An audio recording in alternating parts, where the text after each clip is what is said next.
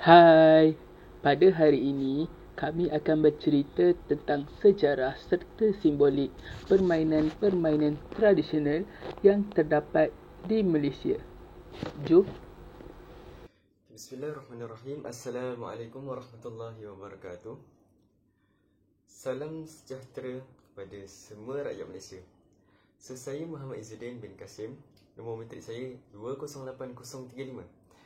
Pada hari ini saya akan menceritakan berkenaan salah satu topik permainan tradisional yang ada di Malaysia, iaitu sukan sepak takraw. Okey, pada awalnya saya akan menceritakan berkenaan sejarah dahulu. So, bermulanya sepak takraw yang asalnya dikenali sebagai sepak raga lengkung atau kandang ialah permainan tradisi pusaka yang dimainkan oleh raja-raja sejak sebelum tahun 1478 lagi. So, kita teruskan. Pada akhir tahun 1945, satu peraturan baru dengan menggunakan jaring telah diwujudkan oleh pemain-pemain di Pulau Pinang. Dengan terciptanya cara ini, maka permainan sepak raga yang menggunakan jaring atau dikenali sebagai sepak takraw terciptanya berasal daripada Pulau Pinang. Pada isi seterusnya, saya akan menceritakan berkenaan alatan sepak takraw. So, suka untuk saya ceritakan bahawa terdapat satu sahaja alatan yang digunakan dalam sukan ini, iaitu bola takraw. So, bola takraw ini terbuat daripada bola rotan atau fiber sintetik. Kita cerita pula tentang bilangan pemain. So, bilangan pemain yang berada dalam gelanggang hanyalah 3 orang sahaja. Yang pertama, posisi pemain ini berada di belakang antara kedua-dua pemain. Dia berada di tengah-tengah sebagai tekong.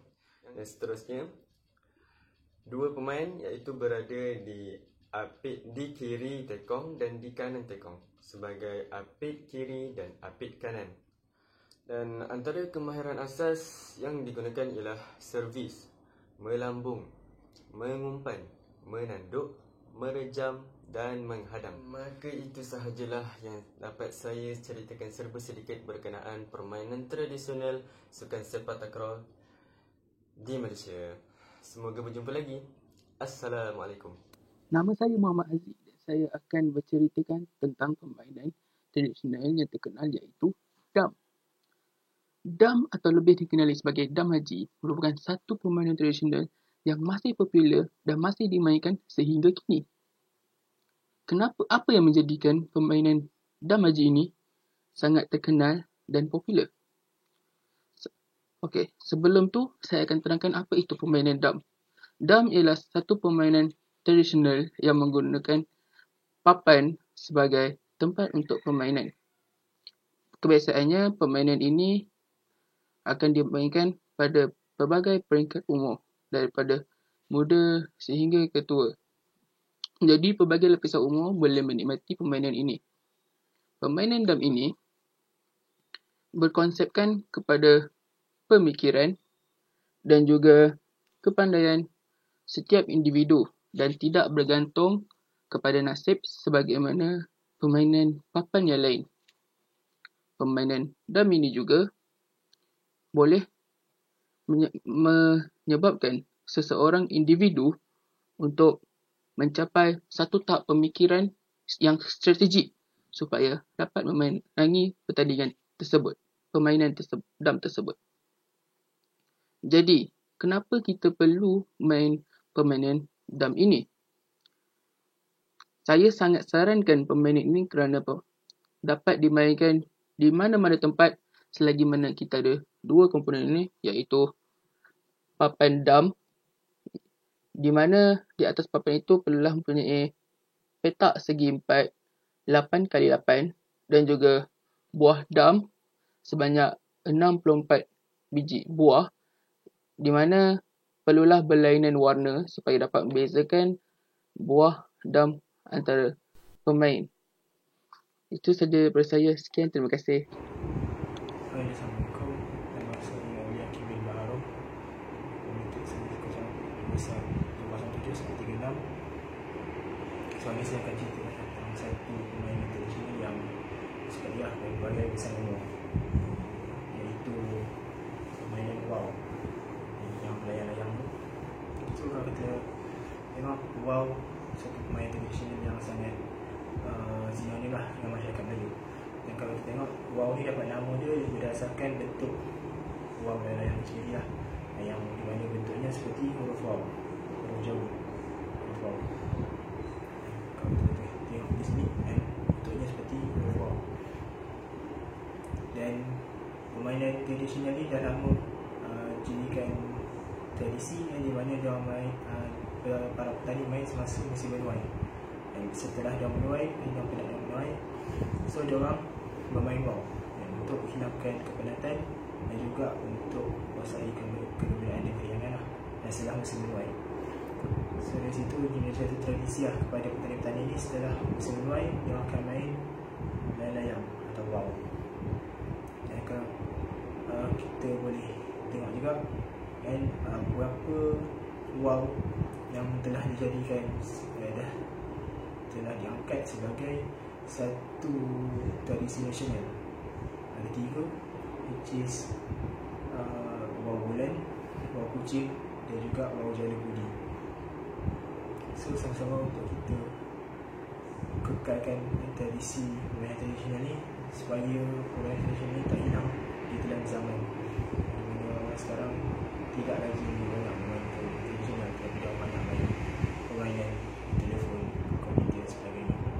So sama-sama kita untuk terus mengekalkan permainan tradisional Malaysia yang menjadi satu kebanggaan kepada negara kita. So itu sahaja daripada saya.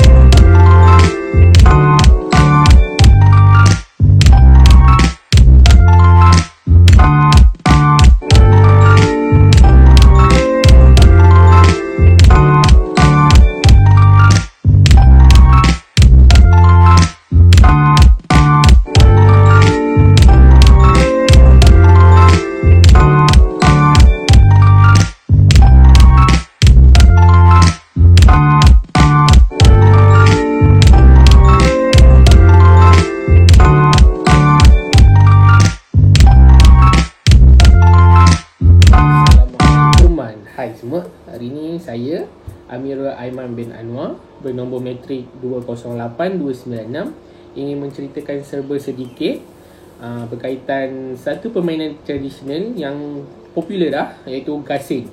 Okey, kita cerita sejarah gasing. Gasing pada awalnya digunakan oleh orang terdahulu untuk memburu. Namun lama kelamaan ia menjadi satu permainan yang digunakan untuk menguji kecekapan seorang untuk membaling gasing dan membiarkan dia berpusing lamalah. Okey, macam kita tahu sekarang banyak jenis-jenis gasing. Jenis gasing antaranya ialah gasing Kelantan, gasing Pangkah, gasing Toyol dan gasing Kang Laut. Namun demikian, terdapat pelbagai jenis gasing lagi seperti gambar tersebut. Okey, kita boleh tengok terdapat banyak jenis gasing. Okey, sekarang saya ingin berkongsi dua cara untuk bermain gasing, iaitu terdapat dua cara, memangkah dan menguri. Bagi memangkah, pemain perlu membaling gasing ke arah gasing lawan untuk memberhentikan pusingan gasing tersebut. Manakala bagi menguri adalah untuk menguji kecekapan pemain untuk membuatkan gasing pemain tersebut berpusing lebih lama. Okey, itu saja perkongsian daripada saya berkaitan gasing. Okey, sekian, terima kasih.